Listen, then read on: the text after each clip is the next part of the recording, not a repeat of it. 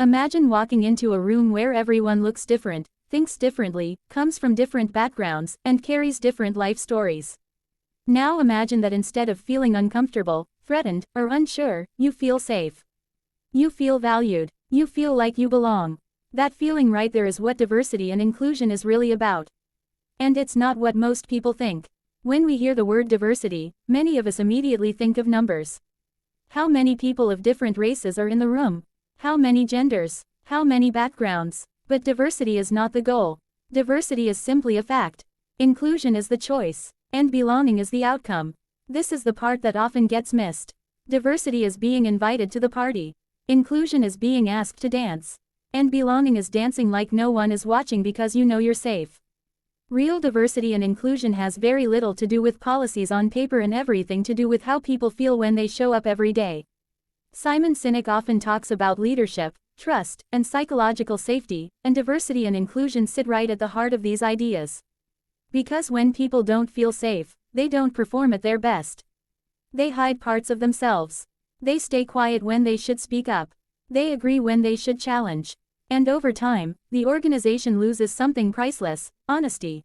True inclusion means creating an environment where people can say, "This is who I am," without fear. It means they don't have to put on armor just to survive the day. Because when people feel safe, the natural human response is cooperation, creativity, and loyalty. Here's the hard truth. You can hire the most diverse workforce in the world, but if the culture is toxic, nothing changes. People will still feel excluded. They'll still feel unheard. And eventually, they'll leave. Not because they weren't qualified, but because they weren't valued. Inclusion starts with leadership, not with slogans, not with hashtags. Leadership is not about being in charge. It's about taking responsibility for those in your care. And that responsibility includes making sure everyone feels they belong. Belonging doesn't mean everyone agrees. In fact, it's the opposite. Belonging means we can disagree without fear. It means we can challenge ideas without being punished. It means we can say, "I see it differently," and know we won't be labeled difficult or disloyal. This is especially important because diversity of thought is where innovation comes from. If everyone thinks the same, you don't need a team. You just need a mirror. Progress only happens when different perspectives collide in a safe environment. But safety doesn't come from comfort. It comes from trust. And trust is built slowly, through consistent behavior. Leaders who listen more than they speak. Leaders who admit mistakes. Leaders who say, "I don't know," and ask for help. These behaviors send a powerful signal: you are safe here. One of the biggest misconceptions about inclusion is that it's about lowering standards. It's not. Inclusion is about raising standards for leadership behavior.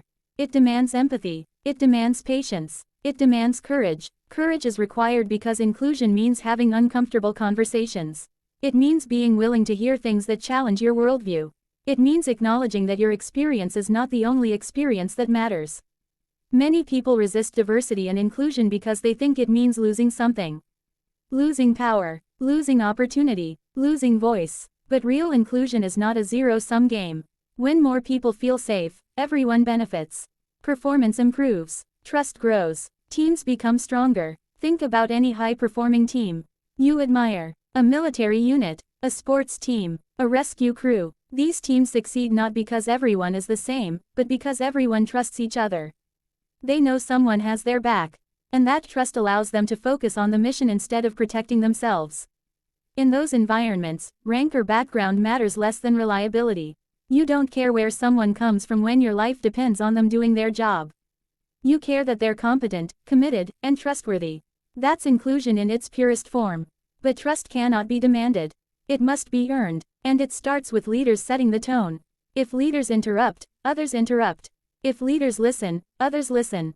If leaders show respect, respect becomes the norm. Inclusion is built in the small moments. Who gets invited to speak in meetings? Whose ideas are acknowledged? Who gets feedback and who gets ignored? These small signals accumulate over time and tell people whether they truly belong. And here's another truth that's hard to hear. Intent doesn't matter as much as impact.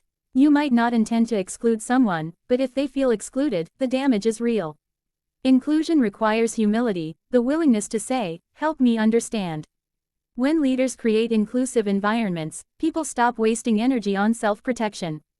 They stop asking, "Do I fit in?" and start asking, "How can I help?" That shift changes everything. Simon Sinek often emphasizes that humans are social animals. We are biologically wired to seek belonging.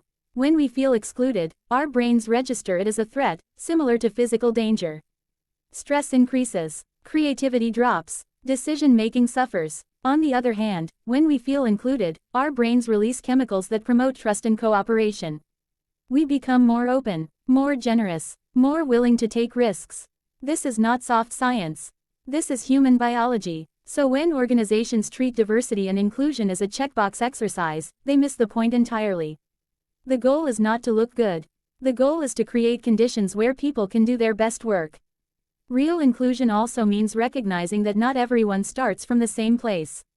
Treating everyone exactly the same may sound fair, but fairness is not sameness. Fairness is giving people what they need to succeed. That requires empathy. It requires leaders to be curious about people's experiences instead of making assumptions. It requires asking better questions and listening without defensiveness. And inclusion doesn't mean avoiding conflict. Healthy conflict is essential. Inclusion means conflict is handled with respect. It means attacking problems, not people. It means disagreements are about ideas, not identity. The strongest cultures are not those without tension. They are the ones where tension is managed with trust. Where people believe that even when they disagree, they are still on the same team. This is why diversity and inclusion is not an HR initiative. It's a leadership practice. It's something that must be lived every day, not announced once a year. When people truly feel included, they don't just work for a paycheck. They work for each other. They stay late not because they have to, but because they want to. They speak up not because they're brave, but because they feel safe. And when mistakes happen, as they always do, inclusive cultures focus on learning, not blaming. Because blaming shuts people down. Learning moves people forward. At its core, diversity and inclusion is about dignity. It's about treating people as human beings, not statistics. It's about recognizing that everyone wants the same basic things: to be seen, to be heard, and to know that they matter. So the real question is not, how diverse are we? The real question is, how safe do people feel when they're here? Because when people feel safe, diversity becomes a strength, not a challenge. And that is what diversity and inclusion is really about. Not compliance, not appearances, but creating environments where human beings can thrive together, different as we are, united by trust, purpose, and belonging.